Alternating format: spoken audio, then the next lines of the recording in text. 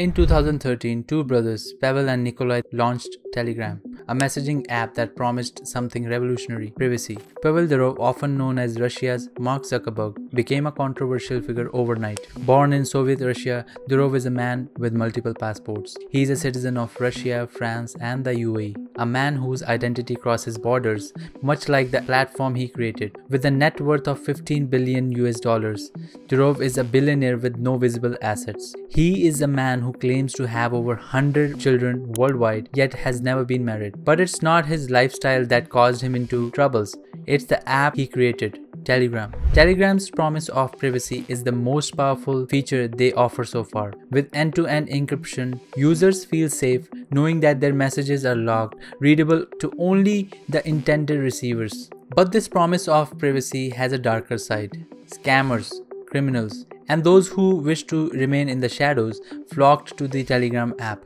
using it as a tool for their criminal activities. From stock market scams to illegal recruitment, Telegram became the go-to platform for those who wanted to stay hidden and not get caught. The real issue today is not only these criminals, but also Pavel Durov, who created the app. Durov's refusal to cooperate with the law enforcement, his ability to hide behind multiple citizenships, and the decentralized nature of Telegram's data storage make him a big target. A target that France decided to hit this time. It was supposed to be a simple stopover in Paris. Returning from Azerbaijan, Pavel Durov's private jet landed in France. But within moments, what was meant to be a brief visit turned into an arrest that shocked the world. The French government claims it was acting on an existing warrant. But this raises a question. If Durov was aware of the risk, why did he land in Paris? Rumors spread around the internet suggesting that it was a honey trap. Was Durov lured by an agent in France? While the world is speculating, the consequences of the arrest are real. The UAE, one of Durov's countries of citizenship, took swift action after his arrest. A $10 billion purchase of 80 fighter jets from France was suspended. This wasn't just a business deal, it was a diplomatic connection that crumbled almost overnight. And all the eyes are now on France, with leaders like Emmanuel Macron having to clarify the reasons behind the arrest. It's a geopolitical chess game. I'll explain why in this video.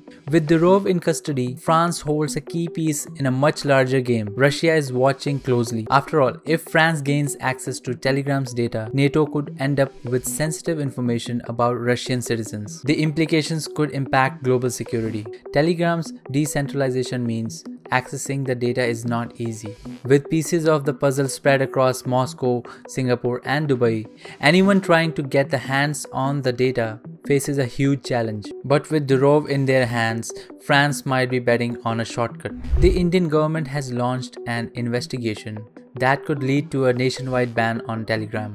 For students and those who rely on Telegram for free content, the news has sparked a wave of memes and frustration, with many joking that it's a time of mourning for those who rely on the app for study groups and free movies. Indian authorities are scrutinizing Telegram closely, especially after the arrest of the CEO Pavel Durov. The investigation, led by India's Ministry of Home Affairs and the Ministry of Economics and Information Technology, is particularly focused on Telegram's connections in illegal activities like extortion and gambling. Reports suggest that criminal networks have used Telegram to coordinate the operations, taking advantage of the platform's strong encryption and anonymity features. The app was recently linked to the UGC NEET paper leak, the highly competitive medical entrance exam. The incident not only put the futures of countless students at risk, but also exposed the platform's vulnerabilities in preventing such crimes. India's frustration is also tied to Telegram's lack of physical presence in the country, which complicates enforcement efforts. In October 2023, Indian government demanded the removal of a child